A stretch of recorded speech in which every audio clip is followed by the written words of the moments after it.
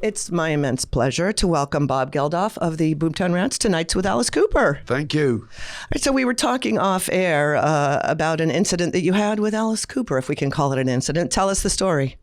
We can call it an incident. It's very Alice. He asked me to come up and do Schools Out in Perth, Australia. I was there doing something, can't remember what. And, of course, great honour. And we come up on stage, and of course the band is all in full gear, and Alice is there, like he summons me up, the circus master outfit, and I come up, I better get into Alice world, so I come, and but I'm wearing sort of a crap combat jacket and like jeans, and they're on their thing, but nonetheless I'm getting into his world. And so he points with his, cane at this box I'm supposed to stand on, because he's standing on a box. Okay, better do that. Maybe I'm meant to do this, and because it's pantomime, Yes, theatre. I don't normally do panto, so I'm up there in the box, and I'm singing, I'm doing Schools Out, and it's going pretty well. And so Alice then he opens up his coat, and he's got the throwing knives there, and I haven't seen this before, so I'll just go along with this. And he pulls out a knife, goes bam, and it's clearly a proper throwing knife, and it wobbles in the box that he's thrown it on. And then he takes out another one, and he goes bam, and he hands it to me, and I'm there thinking, I don't know how to throw it. Maybe it's a trick knife. Maybe it'll just happen anyway. So I go, yeah, okay, give it to me. And I go, bam, onto the box, except it doesn't stick. It lands flat and goes flying straight into the first two rows of the audience. Wow. And I mean, serious, these are real knives. They're not Yes. trick knives. They're seriously pointy. They're flat so that they go straight and true. And I have no idea how it didn't spear the forehead of the first row person. No, I've no idea. And that would have been quite serious. Yes, it would have. But I saw Alice look at me kind of going, he didn't actually say that, but Yes. it was like Yes. both of us realised that wasn't supposed to happen. I guess that needs some rehearsal. Yeah. But I guess you missed that I part didn't know of the what I was evening. meant to do. All right. Well, we'll definitely lift that one up. All right. Well, let's talk Boomtown Rats. So what I find amazing is you must be in a mood to talk about yourself, because you have a book, a documentary, and an album all coming out. And I'm wondering how they all inform each other, and why now for all this. I'm not in the mood to talk about myself. But you'll do it anyway. I bore myself rigid. No, I have to,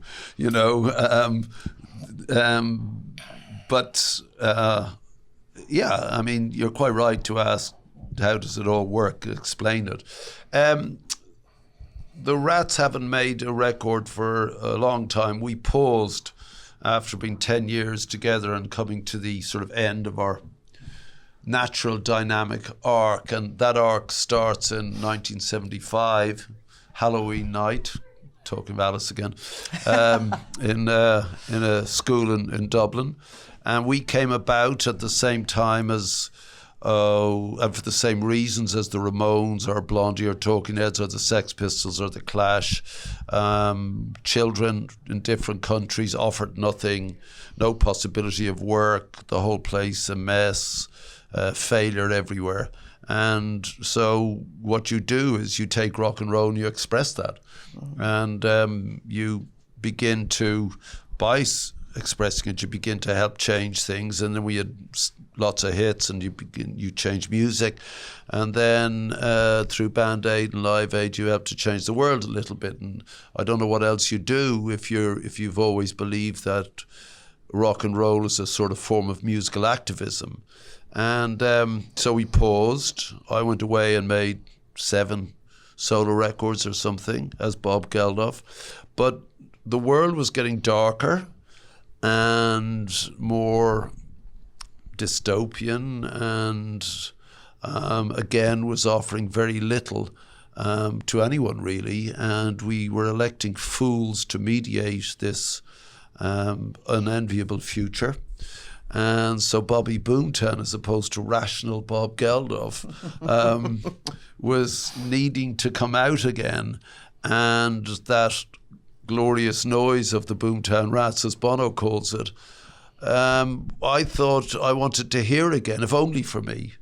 And so, call up the guys, and there we were. And what the film does and what the book does is sum up the improbability of that band's life and takes you to now. And now is the album The Citizens of Boomtown. So that's it in a nutshell. Excellent nutshell. So, of course, I've listened to Citizens of Boomtown, and there are definite references or homage, whichever pronunciation you prefer. Trash Glam Baby, of course, Bowie, the Dolls, Monster Monkeys, the Doors, and maybe even, I guess, Shake Your Moneymaker, Elmore James. So, is there a lyrical or musical theme to this record? No, it's the attitude is the theme. Rather than being prescriptive or political or stuff in your songs, I've never really been mad for that. But if you were to take the overall idea, Citizens of Boomtown, well, so what is Boomtown? And Boomtown is, in my head, has always been rather like, Rastas referred to Babylon to sum up all decadence, degeneracy in the capitalist world, etc. Boomtown is a sort of place in your head, and you can make of it what you want. And we took the name from Woody Guthrie, the great sort of musical activist in the 20s and 30s, and of course Dylan's mentor. So all I've ever known, all I've ever really been able to use as an expression for myself and also as a platform for expression is pop, rock and roll. And so if you refer to the Dolls, it's because they're one of the great bands. If you refer to Bowie, he's a genius, but they're just, this is just a kid in the single Trash Glam Baby who's, I saw her in a shop and she was making a theatre of the self, and all her references were this point in time, like she had her silver boots with her appliques on it, and she looked amazing, and she's 16 and she's just rejecting by everything, like even the way her own mates are thinking. It's like you see all the time, and here it is again, and she was this, sort of sequin tramp, this sort of walking glitter ball, Yes. And so, I just thought she's wonderful. She's a song, and so, maybe she was, but the noise that I wanted, the noise that I thought was what I felt like, is kind of a mix of the New York Dolls meets early Roxy Music meets Mott the Hoople, and it just turns out that noise that sort of suits the drive of the record, but it feels to me, and maybe no one else, it feels to me like now that what I hear on radio doesn't suggest to me the present. I hear good tunes, I hear great voices, I see good dancing, but so what? Craft, talent and ability isn't enough for me, which is just as well, because I have neither craft, talent or ability, but I have got attitude, And gumption, to use an old-fashioned word. Well, one thing I loved so much about the record is the, to quote Iggy, the raw power of it. It really has that's what I loved about A Tonic for the Troops, just the energy. It almost sounded like it was recorded live. So how do you capture that, years on in your career, and with a band that you had, I don't know if falling out is the right term, a long separation from when you became, a bigger icon than the band. How do you get back together and have that raw power, which you do have, believe it or not, on this? Do not go gently into the dark night. Rage against the dying of the light. And I'll drink to that one. and that's really it. I've never got to even temperament, as the women in my life will tell you. Yes, it's there's a duality of personality really that either finds expression in Bob Geldof and the band that I play with, which is like a band, like the band or or Van Morrison's band, or a classic band, Willie Nelson's band, something like that, which I love. But this other character, and so you're talking about Bowie and things like that, like, you know, Vinny isn't Alice.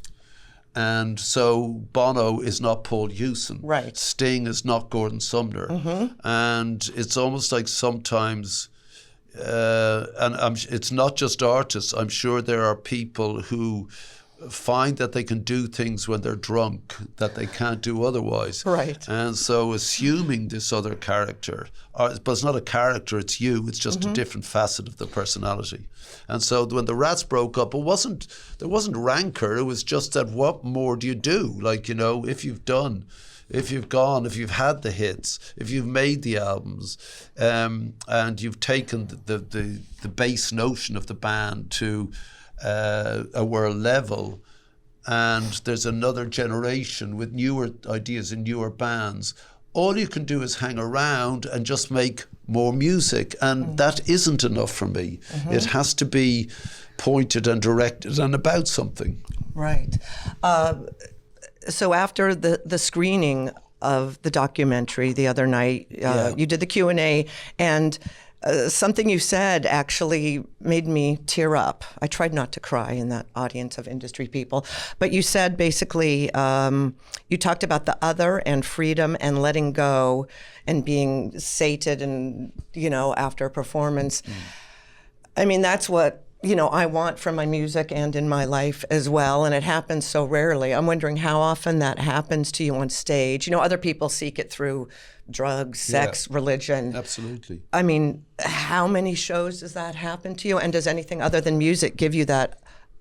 No, nothing other than performing gives me that. But at the same time, gig number 11 in, I'm going, you know, and so I don't get the guys who can go on and on touring. I mean, well done them. Right. But actually, no, so it's wrong. Maybe if you go jogging, say, and you get to the point that you're familiar with, where you're feeling sick and you want to stop, but you know you go through that and you'll come at this. I don't jog, but I'm assuming. I've never done that either. Yeah, you know. So I hope for it. I think we can tell by both of us, you know. Hey now. But you go through that, and I've seen bands, you know, and I've seen guys just simply not able to go on stage, and I've talked to them at that point. I said, you put the left foot in front of the right foot, and you kind of think, well, what's wrong with them? All they have to do is get up there for a couple of hours and go home. But no, it becomes difficult. That's not it for me. I'm just kind of like this. But when I get through that period of a tour, I'm out the other side and I'm in it. I'm in some other place. But to the key point, if I'm performing live, it's a profound catharsis, as I tried to explain. And you get to a point of not being really present. I'm aware of someone shouting something or an insult or something like that, like, you know, or anything, just chatting to you, a mistake, and that I'm aware of that, but I'm not there. If the band grinds to a halt, I'm there, but I'm sort of frustrated by it. And, you know, again, Bono's a friend of mine. I mean, we're both from the same part of the world of that. And he says it's not normal to want to have 20,000 people screaming they love you every night, you know. And he said normal people don't do that. I don't require that. I require me to be indifferent to 20,000 people screaming I love you. I require to be present but not there. And you go free. And I'm tired of, you know, the Bob Geldof who thinks things through and who has to argue or debate and that, and suddenly there's no doubt, there's no equivocation, there's no uncertainties. You don't even care if there was. You don't care what you say or what you do or the consequences thereof. And you're having some sort of soul bath. Because, you know, you wake up in the morning and because it's physically exhaustion, because it's psychologically, it wipes the slate clean almost, because it's emotionally total. all of these things, you sleep well. I don't sleep very well. And you wake up and, you know, you're limber and your head's clear and you don't have a headache and you don't have a coronavirus flu, which I have now, you know. Thank you. So I don't know what it is, but also you know, you're doing your songs, you're doing them, all that stuff, you're doing that as best as possible. You want to give people double the value of their money. All that, of course, is true. But really you're there just to go, you know, and feel good about it. Right. And seeing you feel good about it makes us feel good about it. That's my experience. Definitely not always with every show I go to, but when it happens, when you go to a show, when you get to that when you go to a show, it's you've forgotten how good it is. You leave and you go, of course, that's what it's supposed to be, you know. It's amazing. It's amazing that other people can do that to you. Yes, amazing and rare, I think. I don't know if anyone can do it consistently. I don't think so. So, you know, one of my all-time greats, so like top 5 easily every time, Van Morrison. And, you know, also, you know, Irish, and I tried to learn from him. But he's so brilliant and so, like, you know, a proper sort of classics, you know, traditional artist. And you go to a gig and it's just awful, you know, and like you kind of go, okay, that's one of the bad ones. And then you go and you are elevated, you know, you're just somewhere else. It's properly genius. And, you know, it's a painter. He's a genius painter. And that one's a bit shit. I love that one, you know. Right. And he doesn't know, and I'm not sure that someone like Van really cares. He's interested in that the band, he'll blame something, but, you know, it's stuff like that. So, yeah. Yeah, I feel that way about Dylan, and then I can listen to a recording of Tangled Up in Blue and cry, and then I see him on stage, and he's not looking at the audience, and he's rearranged it for his own interest because he's probably bored of playing it, and I don't feel it the same way. You and me feel exactly the same, and that's a really great album. The last great album, in fact, let's be honest. All right. Something else that was mentioned in the documentary is when you talk about your songs, I guess, let me double check here. Of course, I Don't Like Mondays, Looking After Number One, Banana Republic. You said you don't do nostalgia, but those songs are not nostalgic because lyrically they are as pertinent as ever. So do you find that incredibly depressing? And on the new record, is anything ripped from the headlines like several of your biggest songs have been? They weren't ripped from the headlines because I lived those. Right. So I wrote Rat Trap when I worked in an abattoir. And I mean, that says everything. Are you a vegetarian? No. Okay. I worked in a pea canning factory too, so it didn't put me off peas, you know. And, you know, I was there because I needed money, but unlike everyone else, there was something else waiting, definitely. I didn't know what it was, but I had to go and chase it. But everybody else there was hopeless, and I wrote about that. But it goes to number one. People think it's about their own lives, and that can be forever. As it turned out, it is. Or, well, certainly people remember and play it. And I Don't Like Mondays was a specific event, but you wouldn't know it from the song because I don't go on about it. I think I'm talking about amorality and stuff like that. But now, because people know what the event was about, but before they did, it was number one in 32 countries. Unfortunately, now that event is reproduced on a weekly basis, so it still has a relevance. But I can see things.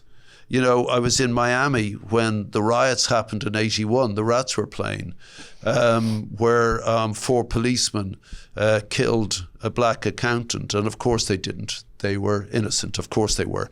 And, you know, black lives even then didn't matter. And there were riots in Miami, and it was interesting to be in this place which even more so then was associated with where you went as an older person and stuff. And I wrote Elephant's Graveyard. So it's the event can spark something that's a train of thought that ends up possibly being about something else. And that's still true. So just immediately on this record, Get a Grip, you wouldn't know you would know in this song, but Monster Monkeys, you said sounds like, I can't, you said Elmore James because You said Shake Your Money Maker. And there's a reference to Jim Morrison. I'm thinking you say Mojo. No, that's not Jim Morrison, no. No? Oh, good. Well, set me straight. Loads of people said Shake Your Money Maker. Of course. It's from, the first time I heard it was Son House, so he's 1930s. Right. And but it's an old blues trope. Yes. But what sparked me down that route was I was just playing. I'm a crap guitar player, but I can do a couple of riffs. I was going dunk dunk dunk dunk dunk, and I thought it was R.L. Burnside, John Lee Hooker. I said okay, and then so I'm just doing and I just said, hey, Mr. Mojo with your mop top hair, and a journalist asked me the other day, Bob Geldof, hey, Mr. Mojo with your mop top hair, Boris Johnson or Donald Trump? And I just went, yes. Yes. But I don't know what that is. I don't know who it was. It pops into my head, and then I'm off. Where am I going? And then, so because part of me thinks, where am I going? I say, get out your laptop. Let's go Google Maps scrolling. And it takes me downtown where you can bleed your nightmares, put your arms around it. Now I'm in John Lee territory. Right. So I'm comfortable there. And it gets dark, this place where I'm going, and so I follow it, and the music gets darker, and then suddenly I think I'm in sympathy for the devil, and so I say, let's put congas on this. Right. And then I need to hear the blues, but I don't want to hear a guitar lead. I want to hear it because now I am in sympathy. I want to hear it like Keith's spurts of guitar. And so I say that. I say just do spurts of it, and things like that. So very technical. No, but because all I've lived in is rock and roll as a reference to everything. Yes. There's all these clues and hints. To me, I'm just going to do, that sounds like that. Okay, do this. Even Mr. Mojo. Mojo is a West African word meaning soul. Right. And it's John the Conqueror route. It's all the New Orleans stuff. It's Muddy Waters, and it got my mojo working, but it just don't work on you. Right. And then with your mop top hair, is it Noel and Liam or John and Paul? Who knows? Or You're Boris or of Donald. A mop top. Yeah. Well, that's only today because I feel like shit, and I just go. Brian Jones, look at the eyes. Oh. You're faring far better than he is. Well, I'm alive. That works. Yes, exactly. I won't make jokes about him because beloved. Because anyway, he's dead. Yes. Well, I was going to say stay away from pools, but anyway. But you hadn't. Or asthma. Yes, exactly. There is a new documentary out that delves into the circumstances of his death. I haven't seen it, so I don't know what conclusion they draw. I think it was pretty natural. The poor guy was ruined. Right. At such a young age, yes. Well, moving on, speaking of swimming pools, sort of, I don't, which leads us to the wall. Oh, for fuck's sake. Only because... That is the worst segue I've ever heard. All right. People are wondering... Can you give me a better one? The pools? Yeah, go on. Please give me a better one. No, go on. No, I'm just saying because I don't know if you know this or you're close with Roger Waters, but last night he screened his Us and Them concert movie. And, it was a pretty straight concert movie, but tons of political, as Pink Floyd and Roger does, video and references and all that kind of stuff.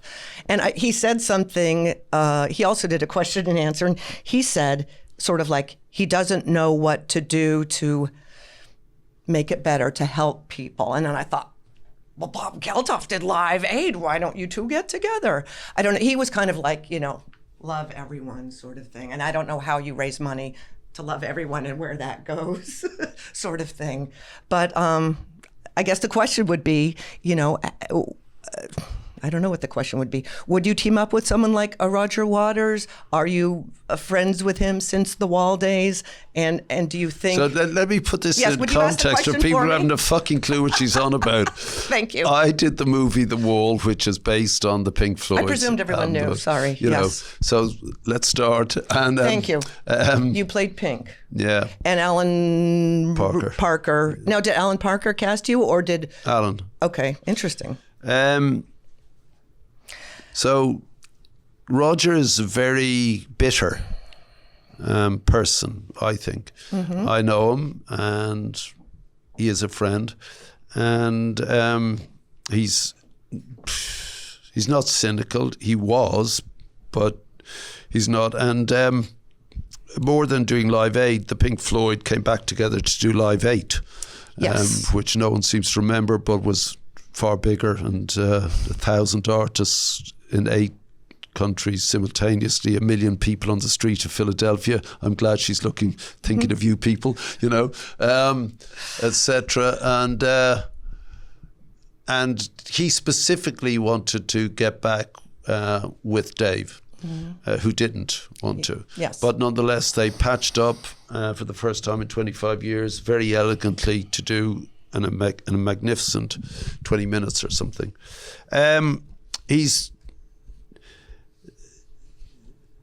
I think he's barking up the wrong tree. I think he's pretty old-fashioned in what he thinks can be achieved with bits of film, and he's sort of become more like a 16-year-old, a bit naive, I think. That's my view. Though he would come back at me very aggressively and angrily, to say that. His default position is sneering, and but I really enjoy him. And he's very clever, and he's very funny, though often he doesn't mean to be. And of course, he's a great songwriter. Yes. And so you're saying he says he doesn't know what to do. Well, what he's absolutely part of is the great confusion that's happening now, and confusion breeds instant fear.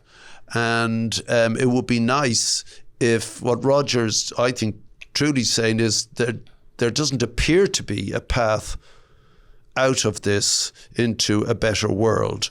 The better world, this confusion that this trash glam baby was responding to personally. Right. And it is the bleak dystopian world that he feared always in The Wall or in Dark Side of the Moon. And it is a madness, like they talked about. The world is mad, more mad than I've ever experienced, and we have done horrible things. And the great shame is that it's Rogers and my generation that have invoked this madness. When we elect vulgar fools to mediate this confusion, we're in deep trouble. And it is existential. The climate crisis is real, and it's game up. Be under no doubt. We saw a whole continent burning last month. Yes. We saw the extinction of billion animals, billion of one species in Australia. We saw the collapse just this week of its economy as a result of that, but also because of a global pandemic, which has shut down the motor of the world, China, for the moment. So everything that's happening is universal simultaneously, as is the current medium, which is the internet. And that should be an instrument of change, but in fact is an instrument of reaction. And the only way we can get out of this, let me be very specific, is to go back to the politics that came to an end in 2005 with Live 8 and its achievement, a politics of cooperation, consensus and compromise. But as the people we elect these days are incapable or intellectually incapable, certainly intellectually capable of understanding compromise or consensus or cooperation, then we're stuck. But rock and roll is not the instrument any longer to be able to rectify that in any way or sense. That time is over. Which is depressing as hell. I mean, no, you can get out on the street, put down your device, stop cyber wanking, just venting into the digital void. Yes. You start, I'm really angry about this. No one cares, dude. It's gone. You can have 12 billion on your digital petition. They don't care. And anyone, you could get 12 billion tomorrow. They don't care. So the only way is to make your non-compliance visible, and to knock on your neighbour's door, be nicely dressed, be polite, and say, is this shit? Do you agree with me? Can we do something? And right. Really read, think, act. There you go, Roger. That's the gig. Rethink Act. Yes, I mean, because I looked up his tour dates. I saw 2 nights at Madison Square Garden. This is a large platform. What can he do besides preaching to the choir? Yes. And anyway, I thought, well, you're the person to kick him in the ass. It's not the place for rock and roll to preach. Then you just go to sleep. Right. You know what it does do is express what you're thinking. Hopefully, without the writer knowing it, or without you, the audience, understanding it. But that's why you're both there. Right. All right, I have a million more questions, and I know you have a million more. Exactly. We only have time for one. Can you get to it in a less circuitous route? Perhaps. Here we go. You mentioned that there will be some sort of 10-episode look at Band Aid, Live Aid. Yeah. What will that look like, and how involved are you in that? Well, Band Aid is a 20-year project. It starts with the Christmas record, goes through USA for Africa, Live Aid, the concert. There were 3 other Band Aid records, the same song, but with each generation recording. So in the middle, you had the house band was Paul McCartney, Tom York of Radiohead, Damon Albarn of Blur. That was just the house band, never mind the artist. And then the last one was a brand new Ed Sheeran, the young Sam Smith, the last recording of 1D, all these sort of kids. And so that, and then Live 8, which is 1,000 artists, 8 countries, a million people in each of the streets of those things, and the world's most powerful leaders and richest countries meeting in Scotland, where the boys and girls with guitars wrote the political policy which they was finally agreed upon. And that's why I say that's when that world ended, because on the same day it was agreed, ISIS killed in a massacre, I think 58 British people on the buses and tubes. So the new world was ushered in as the old world completed itself almost. So that'll be the story, and it wasn't for me just a concert. It's a daily thing. I will have at least 5 mails to do Band Aid today, and so it's a 3-part thing. It is, of course, the cultural event and all that massive catalogue of probably the best performances by these artists ever. And then you have the politics of 20 years, where the boys and girls who came and saw those gigs become world leaders, and how you have access to them. And then you have the actual reason for Live Aid and Live 8, which was trying to stop 30 million people dying of hunger in a world of surplus. So the actual relief effort, which took place during the longest running war of the 20th century, which was the Ethiopian Civil War, and armies and tanks and bombs, and you're still trying to get to hungry people, but nobody knows or remembers that's what it was for. They're too enamoured by Pink Floyd or Queen or some bollocks. And so will this emerge as a film, as a I don't know. Music set? It'll be 6 parts or 10 parts. That's up to the ultimate platform where it lands. Okay. And how it gets done. And what way it'll be done. Obviously it'll be documentary, but will it be drama? I've no idea about that. But all that's. I had meetings about that here in New York, but really I'm too much in Boomtown to really give it that much thought. And will there be a US tour? I don't think really anyone's that interested in the Rats. Yeah, great. Madison Square Garden, one person, so I'll be very enthusiastic. Okay, that'll do. I'll wear the T-shirt. We'll put a black screen around you, and I just go, yeah, great. Were there? I mean, I know that this show alone will make Citizens of Boomtown and Trashcan Baby a monstrous fucking 20 million selling track. I don't know, I'd love to play here again. I mean, that's what we do. I mean, certainly we're doing Britain, Europe, Australia and all that sort of stuff. But you've, you know, I mean, the plain fact is that you've always been immune to my obvious charms, you know. And me as all America, me personally, no. But I saw you at Terminal 5 several years ago, and it was a stellar show. That was a great gig. I love that. There are people here. No, the answer is I'd love to. We Okay. talk to people. Some of the big guys whose names you know say, yes, we've got to do this. It's great. And yes. The band is very cool. The record's great, and the music is cool. We need you. Thank you. Cheers. Thank you for being on Nights with Alice Cooper. Thanks.